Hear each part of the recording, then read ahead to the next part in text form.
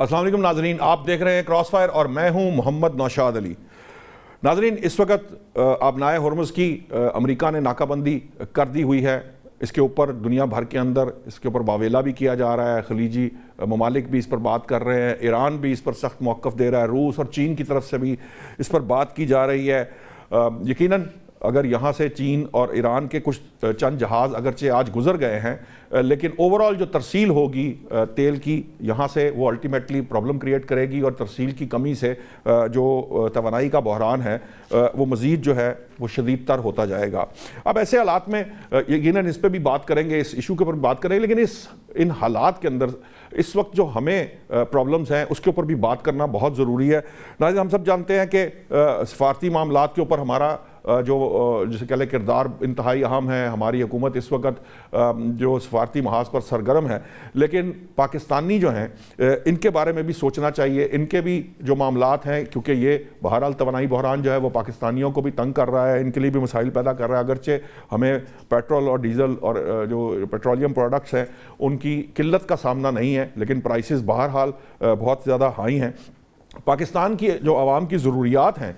اس کے اوپر بھی میں سمجھتا ہوں کہ حکومت کے جو کنسرنڈ منسٹرز ہیں ان کو توجہ دینے کی ضرورت ہے۔ ایل پی جی جو ہے وہ بہت مہنگی ہوتی چلی جا رہی ہے۔ اس کے ساتھ ساتھ ہم سارے جانتے ہیں کہ قطر نے جو گیس کی پروڈکشن جو ہے وہ بند کر دی تھی، اس نے فورس میور جو ہے وہ اناؤنس کر کے جو معاہدے ہیں وہ ختم کر دیے۔ اب ایل این جی اس طرح سے ہمیں دستیاب نہیں آ رہا، ایل این جی نہیں آ رہی۔ جو سچویشن اس وقت ہمارے سامنے ہے، اگر اس کی قلت ہے تو بجلی جو ہے وہ اگر ڈیزل یا دوسرے ذرائع سے پیدا کریں گے وہ بہت مہنگی ہے، 180 روپے فی یونٹ تک اس وقت لاگت آ سکتی ہے۔ تو سوال یہ ہے کہ یہاں پر ہم مہنگی بجلی جو ہے وہ کیوں خرید رہے ہیں؟ انڈیپینڈنٹ پاور پروڈیوسرز کا کیا کردار ہے؟ انہیں اس بجلی کے جو انہوں نے پیدا نہیں کی، کیا ہم وہ اس کے پیسے دینے کی استطاعت اور ہمت رکھتے ہیں؟ ہم تو جنگ سے پہلے بھی اس کی وجہ سے بہت زیادہ پریشان بھی تھے اور مسائل کا شکار تھے، ہم نے ریڈو بھی کیے ان سے اگریمنٹس، لیکن کیا پاکستان کو ان حالات کے اندر، جن حالات سے ہم گزر رہے ہیں، اسے فورس میور جو ہے وہ اناؤنس کر کے ان معاہدوں سے باہر نہیں نکل جانا چاہیے؟ کیا یہ پاکستانیوں کے لیے بینیفیشل نہیں ہے؟ ناظرین، ایک رپورٹ آئی تھی جس کے مطابق پاکستان میں جو سولر لگ جانے کی وجہ سے پاکستانیوں کو اس جو توانائی بحران کے اندر تھوڑا سا ریلیف ملا، ان کے اوپر اس طرح سے پریشر نہیں آیا، حکومت پر بھی اس طرح سے پریشر نہیں آیا، کیونکہ بجلی کی جو ضروریات ہیں وہ بہت حد تک پوری ہو رہی تھی۔ لیکن اب لوڈ شیڈنگ بڑھتی چلی جا رہی ہے، کیونکہ جو ہم پیدا کرتے ہیں بجلی، اگر وہ مہنگے ذرائع سے پیدا کریں گے تو اس کو مینج کرنا بھی بہت مشکل ہے۔ بہت زیادہ مہنگائی ہے، ٹیکسز بہت زیادہ ہیں، پاکستان پہلے ہی اکنامک کرائسس سے گزرا۔ تو ان سارے معاملات پر آج مجھ سے گفتگو کرنے کے لیے سینئر جرنلسٹ ہیں خالد فاروقی صاحب، وہ میرے ساتھ اسٹوڈیو میں موجود ہیں۔ ڈاکٹر سلمان شاہ ماہر ہیں معاشی امور کے، منسٹر بھی رہے ہوئے ہیں۔ شازیہ انور چیمہ صاحبہ ماہر ہیں عالمی امور کی۔ عبداللہ گل صاحب جو ہے وہ چیئرمین ہیں تحریک نوجوانان پاکستان۔ سب سے پہلے سلمان شاہ صاحب، میں آپ کے پاس آؤں گا چونکہ یہ اکنامک ایسپیکٹ ہے۔ ٹھیک ہے کہ ہم انٹرنیشنل گفتگو بہت کر رہے ہیں، اپنی تمام تر سفارتکاری کی بھی بات کر رہے ہیں، اس پر بھی بات کریں گے،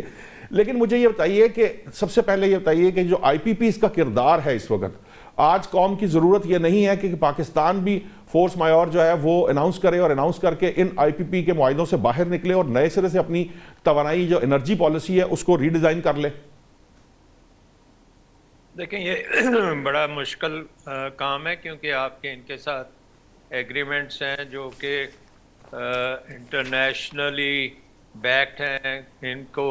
اگر ان میں آپ ان کے ساتھ کچھ کریں گے تو آربیٹریشن کے لیے آپ کو لندن جانا پڑے گا اور دوسری جگہوں پہ جانا پڑے گا، اور آج تک پاکستان کبھی یہ اس قسم کی چیز جیتا نہیں ہے۔ ہمارا تو یہ مسئلہ ہے کہ جن لوگوں نے یہ معاہدے کیے ہیں وہ ان سے پوچھا جائے کہ آپ نے یہ اس قسم کے معاہدے کیوں کیے ہیں، کیوں پاکستان کو حکومت میں بھی ہیں، ابھی بھی وہی حکومت کرتے ہیں۔ سو آئی تھنک ایک اس سے بھی بڑی جو چیز ہے جو آپ نے شروع میں کہی، اور وہ یہ تھا کہ اس کی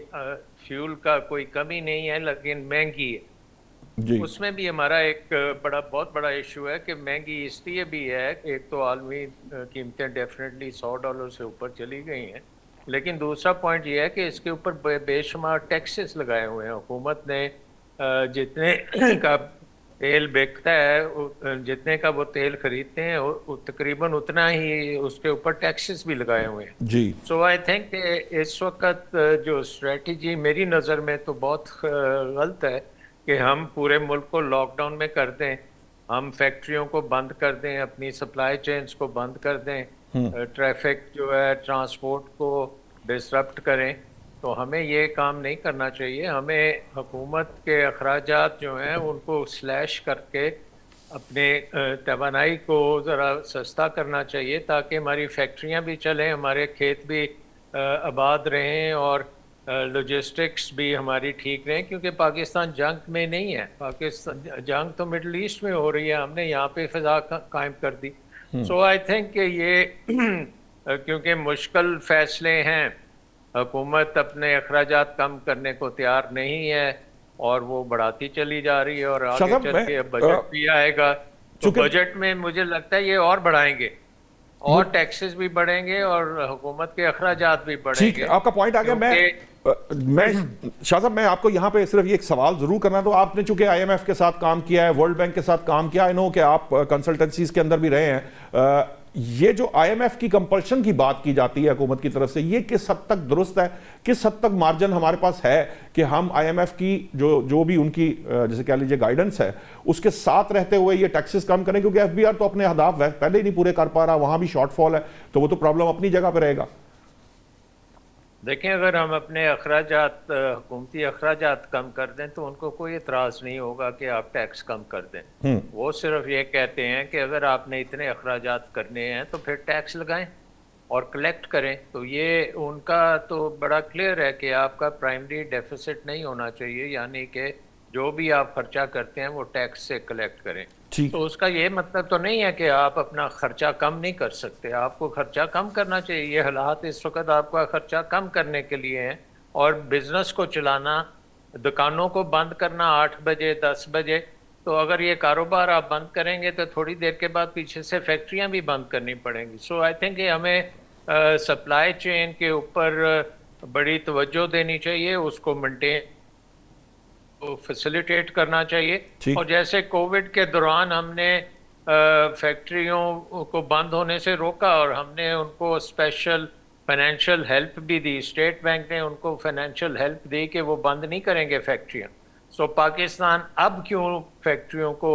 कम कर रहा है, उनकी बिजली महंगी कर रहा है, उनको कम लोड शेडिंग जो है वो बढ़ा रहा है। तो आई थिंक कि ये स्ट्रेटजी जो है एक नी जर्क स्ट्रेटजी है जो नहीं होनी चाहिए। ठीक, आपका पॉइंट आ गया। डॉक्टर शाजिया साहिबा,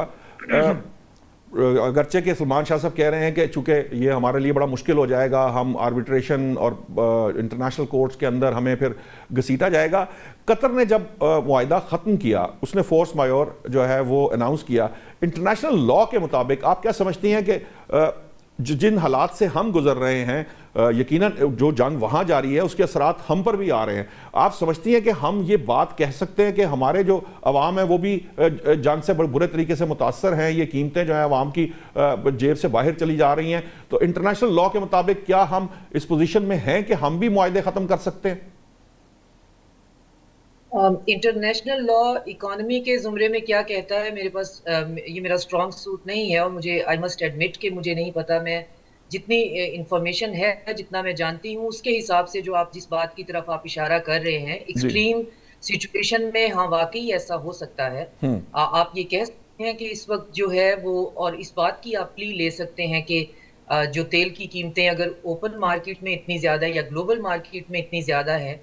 तो हमारे जैसा मुल्क जो है उसको इसमें कोई रिलीफ जो है मिलना चाहिए। और उस रिलीफ को अगर ऑफ कोर्स जो है डॉक्टर सलेमान जो है वो बेहतर बता सकेंगे, जैसा कि आप बता रहे हैं कि उनकी एक्सपर्टीज है ये। जी। तो इसमें हम ये देख सकते हैं कि फिर जो इस वक्त की हुकूमत जो और मैयर ले रही है, जैसे हमने ईरान से अपना ट्रेड जो है उसे ओपन कर दिया है, जैसे हमें एक विंडो मिल गई है, विंडो अपॉर्चुनिटी के हमारे पास कराची पोर्ट जो है वो हमारी एक दफ़ा से फिर आबाद हो गई है, वहाँ पे काफ़ी ज़्यादा जो है वो ट्रांजिट के तौर पे है। तो हम ये कर सकते हैं कि अपना सप्लाई जो है वो किसी और से ज़्यादा कर लें और अपना मुआहदा भी जो है वो कायम रखें, लेकिन इसमें कहीं ना कहीं से कोई रास्ता निकलता ज़रूर होगा। अगर पॉलिटिकल विल हो तो रास्ता निकल सकता है, और میرا خیال ہے کہ راستے نکالنے کی کوشش بھی کی جا رہی ہے، لیکن ماضی میں ہم اتنی غلطیاں کرتے رہے ہیں، جیسے کہ ہم نے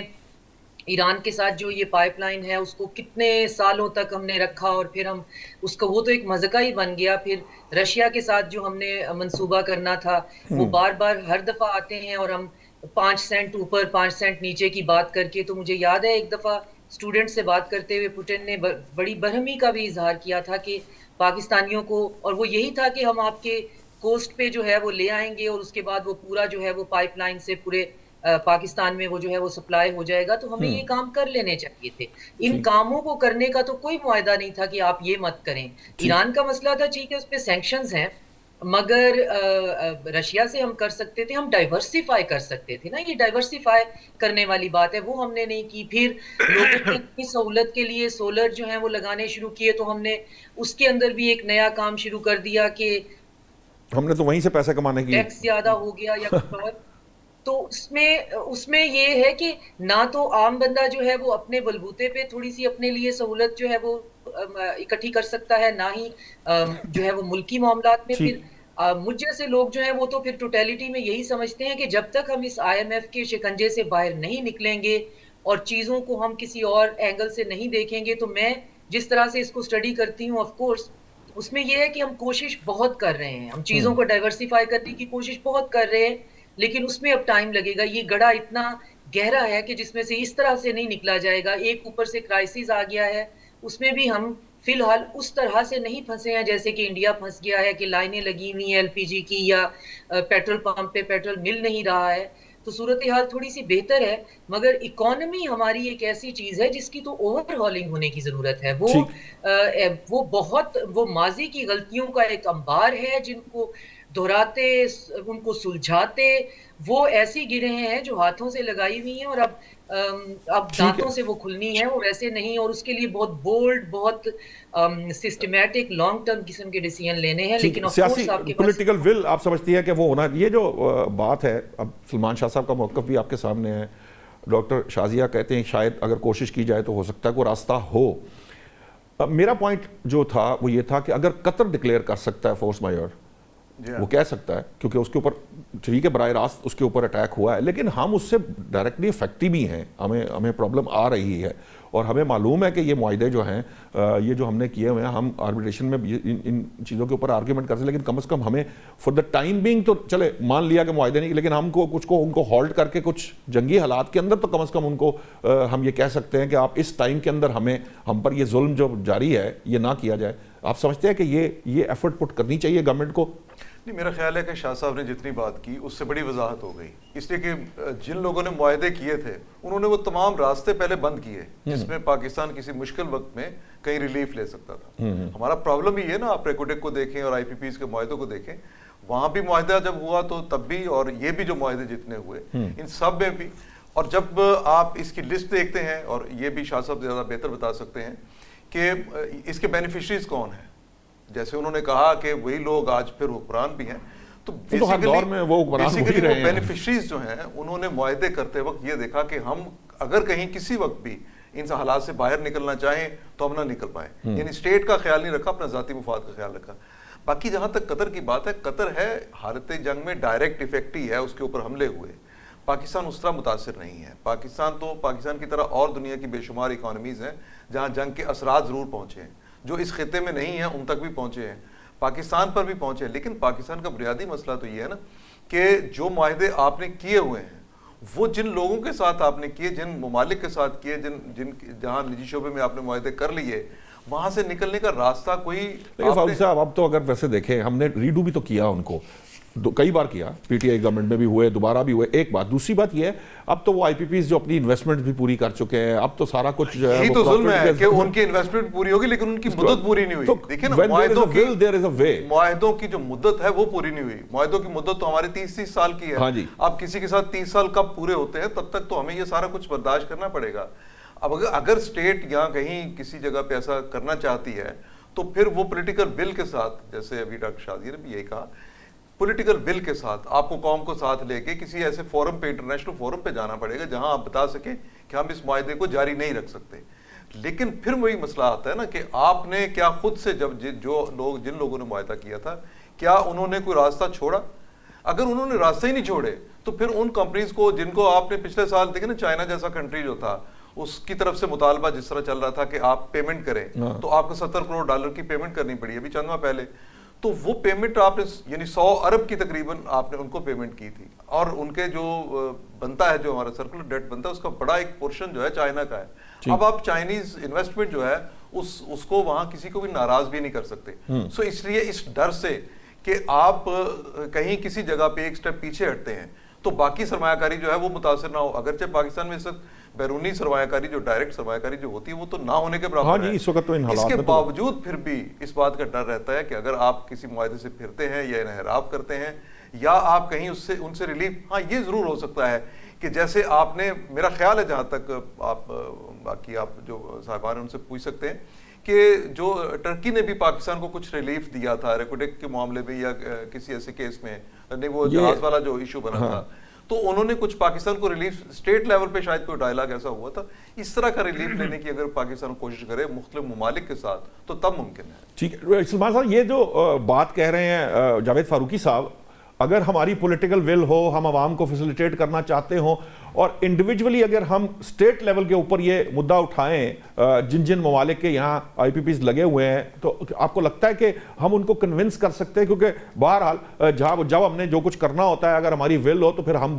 بائی ہوک اور کروک کر تو لیتی ہے گورنمنٹ، وہ کرنا جانتی بھی ہے، اسٹیٹ اس کو امپلیمنٹ بھی کروا سکتی ہے. آپ کو لگتا ہے کہ ہمیں انڈیویجولی جا کے یہ بات کر لینی چاہیے کم از کم، اور کچھ نہیں ہو سکتا تو کچھ عرصے کے لیے تو ہولڈ کیا جا سکتا ہے ان ایگریمنٹس کو؟ دیکھیں، ہمارا اس وقت سب سے بڑا مسئلہ جو ہے وہ چائنیز کا جو پروجیکٹس ہیں وہ ہے، اور اس کے لیے اب چائنا سے زیادہ دوست ہمارا کوئی نہیں ہے دنیا میں، تو اس پہ وہ نہیں راضی ہوئے اور انہوں نے پیمنٹس مانگی ہیں، اور ان کا یہی ہے کہ ہم کسی اور طریقے سے آپ کو کمپنسیٹ کر دیں گے. تو ایٹ دا ہائیسٹ لیول اگر بات چیت ہو تو وہاں تو کچھ ہو سکتا ہے، لیکن لیگلی آپ کچھ نہیں کر سکتے. آئی تھنک لیگلی جو ہے وہ آپ کے ہاتھ بندھے ہوئے ہیں، کیونکہ آپ نے یہ کہا ہے کہ بجلی بنے یا نہ بنے ہم آپ کو پیسے دیں گے. جی تو پھر آپ کی بجلی اگر نہیں بن رہی، آپ کی کھپت نہیں ہو رہی، تو ایگریمنٹ تو آپ کا یہی ہے نا کہ اگر نہیں کھپت ہوگی پھر بھی ہم پیسے دیں گے، تو وہ تو پیسے پھر آپ کو دینے پڑیں گے. سو یہ فورس میجور تو نہیں ہے. دوسری چیز یہ ہے کہ آپ بجلی کے اوپر ہزاروں قسم کے ٹیکسز لگا رہے ہیں. سو یہ بھی نہیں آپ کہہ سکتے کہ جی آپ کی بجلی جو ہے وہ مہنگی ہے، وہ کہیں گے آپ پھر ٹیکسز کم کریں. تو آئی تھنک کہ یہ بڑا ایک مشکل چیز ہے. جو بات ہمیں کرنے والی ہے وہ یہ ہے کہ we have to bite the bullet. جیسے ڈاکٹر شازیہ نے کہا کہ یہ جو گنجل ہم نے بنائے ہوئے ہیں ان کو اب دانتوں سے کھولنا پڑے گا، تو اس کے لیے بڑے مشکل فیصلے کرنے پڑیں گے. مثلا اگر ہماری فیڈرل گورنمنٹ میں 50 منسٹریز ہیں اور ہمارا گزارا 20 منسٹریز سے ہو سکتا ہے، تو ہم باقی منسٹریز بند کیوں نہیں کرتے؟ وہاں پہ فورس میجور کیوں نہیں کرتے؟ ہم منسٹریز کو کہیں کہ جی ہمارے پاس اب نہیں ہیں پیسے آپ کو کرنے کے لیے، اور جو پیسے ہم آپ کو دیتے ہیں اس کا کوئی فائدہ عوام کو تو نہیں ہوتا. اسی طرح پروونشل گورنمنٹس میں 50 منسٹر بیٹھے ہیں، ان کو بھی آدھا کر دیں. اسی طرح آپ کی جو پروجیکٹس ہیں، بڑے پیٹ پروجیکٹس ہوتے ہیں، کوئی اس کا اکنامک بینیفٹ نہیں ہوتا، لیکن اس کے اوپر خرچے پہ خرچہ ہم کرتے جاتے ہیں اور وہ پروجیکٹس پھر مکمل بھی نہیں ہوتے. جو ہمارے ڈیولپمنٹ پروجیکٹس ہیں ان کا جو کمپلیشن ٹائم ہے وہ 10-12 سال کے بعد جا کے وہ شاید بنے، تو اس وقت تک وہ کبھی امپورٹنس ان کی نہیں رہتی. سو آئی تھنک کہ ہمارا نظام جو ہے وہ اب ایک ماڈرن اکانومی کے لیے بالکل نکارا ہو چکا ہے، اور میری نظر میں یہ ایک بہت اچھا موقع ہے کہ ہم تمام چیزوں کو اب دیکھیں، اور جو ہمارے اخراجات حکومتی ہم کر رہے ہیں اس کے اوپر ایک ٹرم ہوتی ہے، اس کو زیرو بیس بجٹنگ کہتے ہیں، کہ اگلا یہ بجٹ آئے تو جو آپ منسٹری کو بتائیں کہ جی یہ آپ کو اگر پیسے ملیں گے تو اس کا ہمیں بینیفٹ کیا ملے گا، عوام کو کیا بینیفٹ ملے گا، اور اگر عوام کو بینیفٹ نہیں ملے گا تو پھر اس منسٹری کو کہیں کہ آپ کا جواز کیا ہے، آپ کیوں آپ کے اوپر خرچہ کیا جائے. تو یہ ہو سکتا ہے. اب ہم نے دیکھا ہے کہ یہ ارجنٹینا جو ہماری طرح ہر وقت آئی ایم ایف کے دروازے کھڑکاتا رہتا ہے، وہاں پہ انہوں نے کیا ہے یہ کام. وہاں پہ بہت سی منسٹریز ملائے ان کا وزیر اعظم ہے، پرائم منسٹر ہے یا پریزیڈنٹ ہے، اس نے آدھے سے زیادہ حکومتی محکمے بند کر دیے ہیں، اس لیے کہ وہ ان کا فائدہ کوئی نہیں ہے، عوام کو ان کا بینیفٹ نہیں ہے، خرچے ہوتے جا رہے ہیں۔ تو یہ ہے وہ بات کہ گنجل کو دانت سے کھولنے کے لیے یہ کام کرنے آپ کو پڑیں گے، اور وہ اب آئی تھنک کہ فورس میجور ہمیں اپنے فضول خرچیوں پہ کرنی چاہیے، اور اس کی وجہ سے پھر آپ، میرا خیال ہے اس وقت آپ کو اپنی سپلائی چین کو ڈسرپٹ نہیں کرنا چاہیے۔ آپ کو اس جنگ کا فائدہ ہو سکتا ہے، کیونکہ اگر آپ لیٹ سے زراعت کو لے لیتے ہیں، اگر آپ فارمر کو اچھی پرائس دے دیں، اچھے بیج دے دیں، اس کو قرضے بھی دے دیں، اس کا مال جو ہے اس کو بکنے کے لیے کھول بھی دیں، تو ہو سکتا ہے ہماری پروڈکشن جو ہے یہ ایک دم جمپ کرے، کیونکہ بہت اور ویسے بھی فرٹیلائزر گیس کی شارٹیج کی وجہ سے فرٹیلائزر کا جو کرائسس ہے وہ دنیا بھر میں موجود ہے، اور الٹیمیٹلی وہ ٹرانسلیٹ ہوگا لیکن ہمارے پاس فرٹیلائزر ہے، ہم نے تو ان کو فرٹیلائزر کمپنیوں کو سستی گیس دی ہوئی ہے فرٹیلائزر بنانے کے لیے، تو اب ہمیں یہی دیکھنا پڑے گا کہ فارمر کو فرٹیلائزر ہم پہنچائیں جس طرح سے بھی ہو سکتا ہے، کیونکہ ہمارے ملک میں بم نہیں پھٹ رہے، ہمارے ملک اس میں کو اپرچونٹی اس کو بنا لیں، اپرچونٹی بنانا چاہیے، اور اپرچونٹی سے فوڈ کرائسس دنیا میں آ رہا ہے، جی تو اگر آپ اپنی فوڈ پروڈکشن انکریز کر سکتے ہیں اور ہنگامی طور پہ انکریز کریں تو آپ کو بہت زیادہ بینیفٹ ہو سکتا ہے۔ آپ اپنی فیکٹریوں کو ڈبل اوور ٹائم چلائیں، اور کیونکہ دنیا میں جو یہ ڈسرپشن ہو رہی ہے اس کی وجہ سے بہت سی چیزوں کی کمی ہوگی، اس کو آپ پورا کریں۔ تو ہسٹوریکلی پاکستان نے کوریا کی جنگ میں بھی بڑا فائدہ اٹھایا تھا، ویتنام کی جنگ میں بھی بڑا فائدہ اٹھایا تھا، اور اب میرا خیال ہے یہ مڈل ایسٹ کی جنگ سے بھی ہم فائدہ اٹھا سکتے ہیں، بشرطے کہ ہم اپنی اکانومی کو لاک ڈاؤن میں نہ لے کے جائیں۔ یہ لاک ڈاؤن میں تو ہم اپنے پاؤں پہ کلاڑی مار رہے ہیں۔ ٹھیک میں نوشاد صاحب ایک ڈاکٹر صاحب سے سوال بھی یہ ہے، اور میں تھوڑی سی بات بھی اس پہ کرنا چاہوں گا۔ میرا خیال ہے کہ یہ کیپیسٹی چارجز والا معاملہ اور آئی پی پیز والا معاملہ جو ہے یہ زیادہ پاکستان کے لیے مسئلہ اس لیے بنا کہ ہماری کوئی پیداواری صلاحیت کوئی نہیں ہے، ہماری صنعتی ترقی کوئی نہیں ہو سکی۔ آپ جب الٹیمیٹلی جب لگا رہے تھے اس وقت تو یہ خیال تھا نا کہ ہماری اتنی بجلی کی وہ کنزمپشن ہوگی۔ مثال کوریا کی جنگ کی دے رہے تو وہاں پہ اس کے بعد ایسا دور پاکستان میں ضرور آیا جب ہماری صنعتی ترقی کا بھی ایک مرحلہ آیا۔ اس وقت ہماری ایکسپورٹس جو ہیں، آپ 10 سال کا، 12 سال کا، 15 سال کا ریکارڈ اٹھا کے دیکھ لیں، ہم $30 بلین کے گرد گھومتے رہتے ہیں۔ جس ملک کی پیداواری صلاحیت کوئی نہیں ہوگی، نئی صنعتیں نہیں لگیں گی، چھوٹی اور بڑی صنعتیں دونوں کو ملا لیں آپ، پاکستان شاید اس ریجن میں سب سے پسماندہ ملک ہے۔ اگر یہاں صنعتی عمل شروع ہوتا، وہ صنعتیں لگی ہوتی ہیں اور ہم ایک پیداواری ملک ہوتے، ہماری ایکسپورٹس میں اضافہ ہوتا، تو شاید جو ٹارگٹ رکھے گئے کہ ہم نے 10 سال پہلے بھی ٹارگٹ رکھا کہ ہم نے $50 بلین تک پہنچنا ہے، آج بھی ہم $50 بلین کا ایک ٹارگٹ رکھتے ہیں، اگر یہ $50 بلین کا ٹارگٹ ہم نے حاصل کر لیا ہوتا تو شاید ہمیں یہ جو کیپیسٹی چارجز یا جو بھی آئی پی پیز ہے اتنے مہنگے محسوس نہ ہوتے۔ اس سے نکلنے کا یا اس مسئلے سے بنیادی طور پہ مسئلہ یہ نہیں ہے کہ آئی پی پیز والا معاملہ کیسے حل کیا جائے، مسئلہ تو یہ ہے کہ اس سے نمٹا کیسے جائے کہ آپ کو یہ بوجھ محسوس نہ ہو۔ اس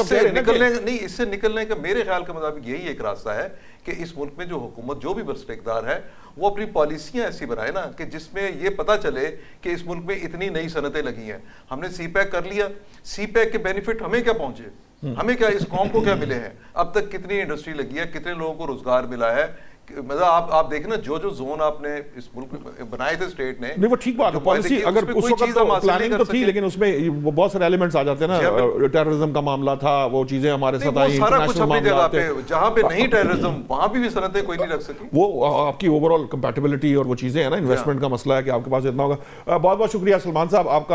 آپ نے وقت دیا۔ یقیناً آپ یہ سمجھتے ہیں کہ جو اس وقت مڈل ایسٹ وار ہے، بجائے اس کے کہ ہم اس وار کو اپنے پر سوار کر کے ہم اس طرح کی پالیسیز ڈیزائن کریں اور اس طرح کی پالیسیز دیں جس سے ہم جو ہے وہ اپنی معیشت کو اور چوک کرتے چلے جائیں، یہ اپرچونٹی میں ڈیولپ کرنے کی کوشش کرنی چاہیے۔ ناظرین، اس کے جب بریک سے واپس آئیں گے تو اس وقت جو سفارتی محاذ پر پاکستان کر رہا ہے اس پر بات کریں گے، اور جو اوور آل انٹرنیشنل سناریو چل رہا ہے ڈاکٹر شازیہ سے پوچھیں گے کہ یہ جو آبنائے ہرمز بند کی گئی ہے، یہ جو ناکہ بندی کی کوشش کی گئی ہے، یہ ایران کو کس حد تک افیکٹ کرے گی، اور ایران کے بجائے یہ باقی دیگر دنیا کو کس حد تک افیکٹ کرے گی، اس پر بات کرتے ہیں بریک کے بعد۔